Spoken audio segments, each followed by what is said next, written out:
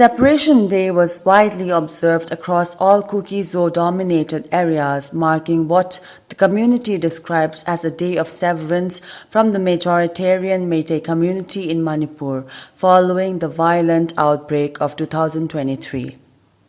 In Sadar Hills, Kangpokpi District, the event was observed at Kangpokpi Town, Saikul Hill Town and Leimakhong, with the central district level observance held at Brigadier M. Thomas Ground in the Kangpokpi District Headquarters, under the aegis of the Committee on Tribal Unity, CoTU, Sadar Hills, Kangpokpi District. Following the observance, the Committee on Tribal Unity called for a total shutdown across the district, bringing life to a standstill. Government offices, banks, private institutions, schools, and all business establishments remained firmly shut. Traditional livelihood activities such as zooming and all forms of travel also came to a halt. No shops opened, no fields were tilled, and no other functions were organized on the day, as the community collectively entered a period of mourning and remembrance. However, vehicular movement was exempted from the purview of the total shutdown.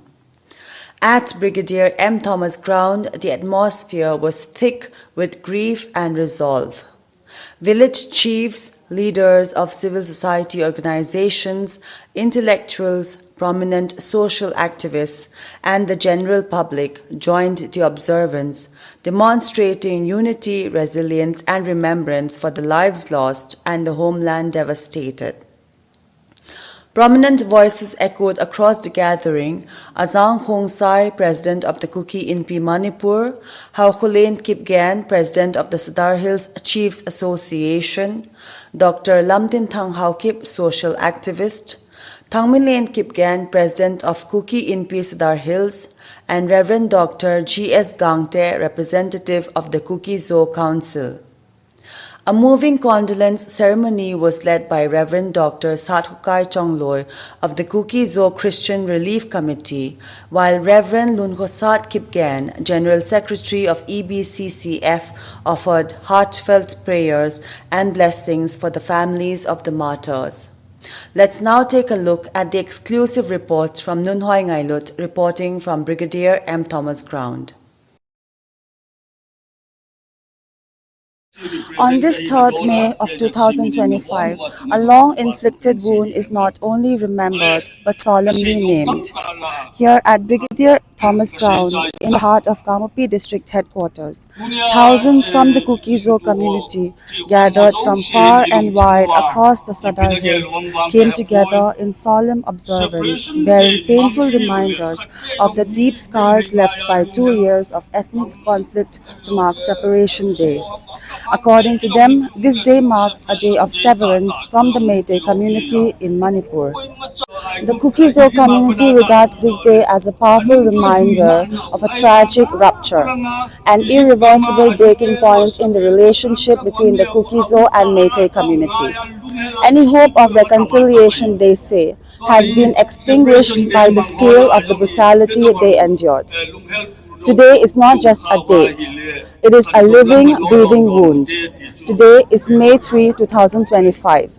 Exactly 2 years since thousands of Kuki-Zo people were brutally, mercilessly, and forcibly driven out of the valley. The community commemorates the violent acts of the burning of their villages, the murder of their people, and the brutal assaults on their dignity through sexual violence against their women. These atrocities, they assert, were not isolated incidents, but systematic efforts, what the Kuki-Zo community perceives as a deliberate attempt to erase their existence from the land they once called home. According to the Kuki-Zo community, this day is also one of affirmation, a day to assert their identity, mourn their dead, honor their survivors, and proclaim to the world that coexistence with those who inflicted such suffering upon them is no longer possible. Now let us talk to CoTU leadership to gain deeper insights into today's observance. Could you tell us the significance of today's observance as Separation Day? Yes, we observe today We have come here together to observe Separation Day by the Kuki-Zo community. It's a painful day of severance from the Meitei community in Manipur. 2 years may have passed, but the wound of May 3, 2023 is still bleeding with us. The world may have moved on, but we cannot. Separation Day is not just a memorial, it is a cry of shattered soul, mark a tragic and irreversible rupture of our relationship with the Meitei community. We mourn our dead and are not broken and declare to the world that we can no longer coexist with those who burned our houses, who paraded our ladies naked, who raped our ladies, and who kill us like animals. May 3rd, 2023 is carved out into memory as the day of coordinated and brutal attempt to erase us. Our villages were set ablaze. Our people's murdered and our women paraded and raped in humiliation. These were not the random acts. They were deliberate, merciless, and unfortunate, unforgivable attempt to destroy our existence from the land we call our home. This does not represent the physical displacement, it represents betrayal, broken trust, and pain too deep to be silenced. We cry for justice, we pleaded for recognition, and we demand our future Union Territory legislature where Kuki-Zo people can finally live with political rights and dignity. Thank you. That was Amang Chongloi, Vice Chairman CoTU, telling us the significance of today's observance as Separation Day. Nunhoi Ngailut, Hills Mojo, Brigadier Thomas Ground, Kangpokpi District Headquarters. Amid a somber mood, the people of Saikul Gamkai also gathered in large numbers to observe Separation Day, a poignant occasion marked as a day of severance by the Kuki-Zo community in memory of the events that unfolded during the 2023 violence in Manipur.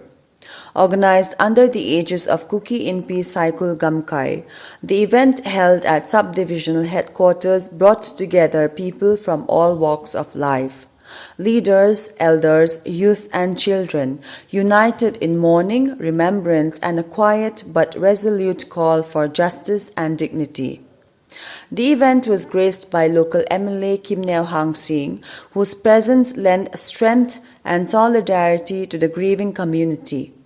Also in attendance were Benjamin Meitei, chairman of the Kuki Organization for Human Rights CoTU, and prominent leaders from Kuki-Inpi Ukrul, Kuki-Inpi Bungpi Block, and other intellectuals and social activists who have long stood as the conscience of the Kuki-Zo cause. The observance began with a welcome and introductory speech by Thangkam Lupeng, president of Kuki-Inpi Saikul Gamkai, who set the tone for a day steeped in both sorrow and collective hope. His words reflected the pain of loss, the resilience of a people displaced, and the enduring strength of Kuki identity.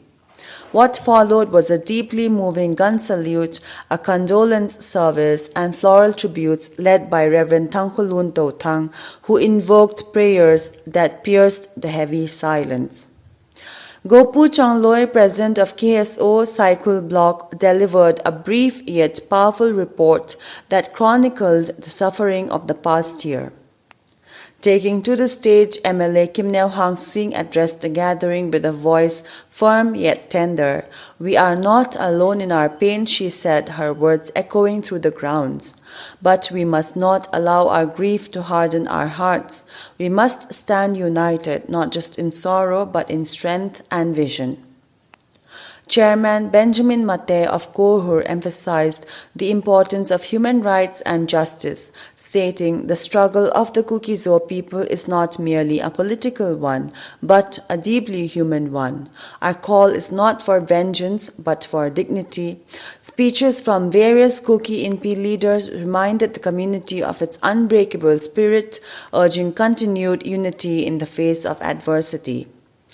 The event concluded with a solemn prayer offered by Reverend Satan Mang Meitei, who lifted a heartfelt plea to the heavens for healing, strength, and unity within the Kuki-Zo community, invoking divine comfort for the bereaved and hope for a peaceful and just future. In a solemn and emotionally charged event, the Kuki-Zo people in the border town of Moreh, Kangpokpi District, also observed Separation Day under the aegis of the Hill Tribal Council HDC Moreh at Galngam Landthol, marking 2 years since the devastating ethnic violence that erupted on May 3, 2023. The observance began with cultural tributes by local artists who performed patriotic songs in honor of the departed souls. These performances reflected both grief and resilience, resonating deeply with the crowd in attendance.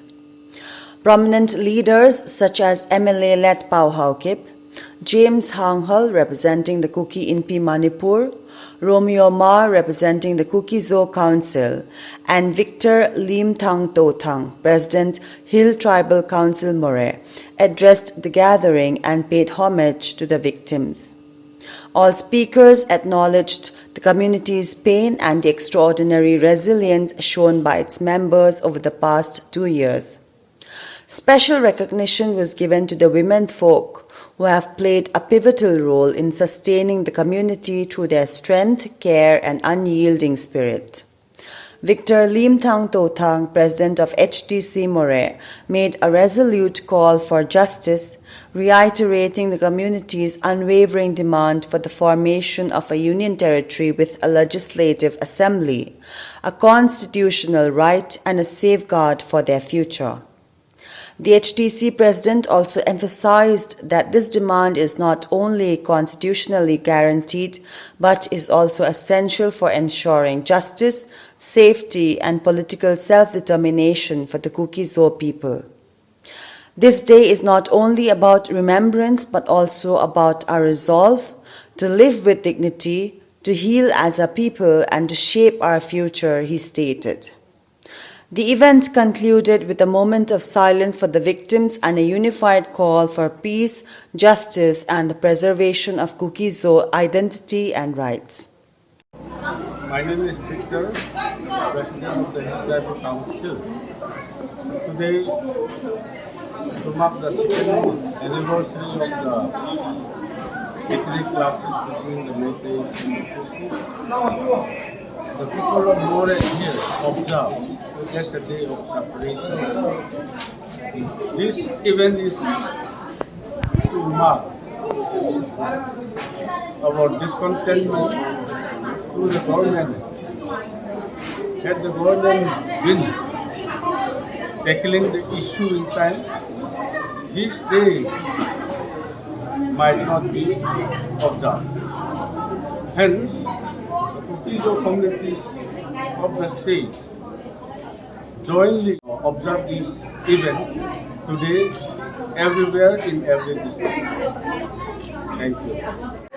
Today, the 3rd May 2025, we have been observing Separation Day, which marks the 2nd year anniversary when we got separated from the state which we belong to, and we are finding a way to govern ourselves and manage ourselves, take care of ourselves, and it is rather indeed sad that such a day had to be observed, that the government and the officials had taken necessary steps to address our issues.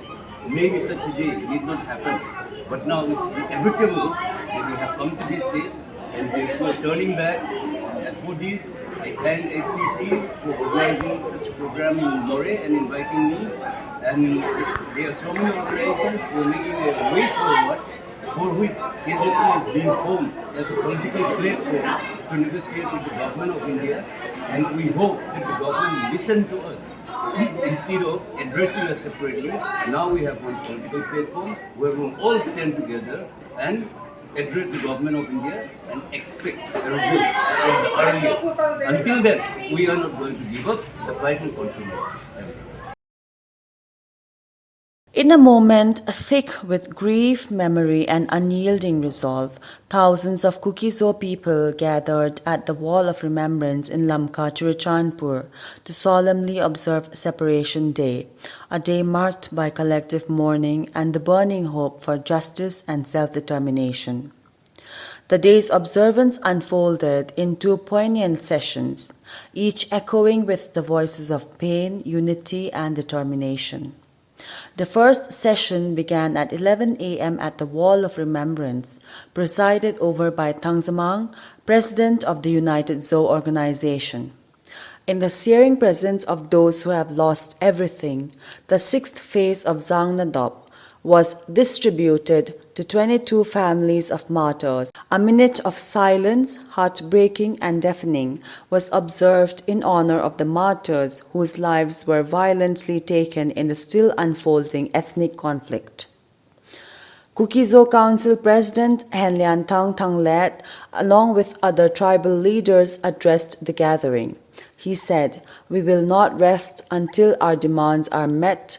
Our future is uncertain, but we must stand united to face whatever comes."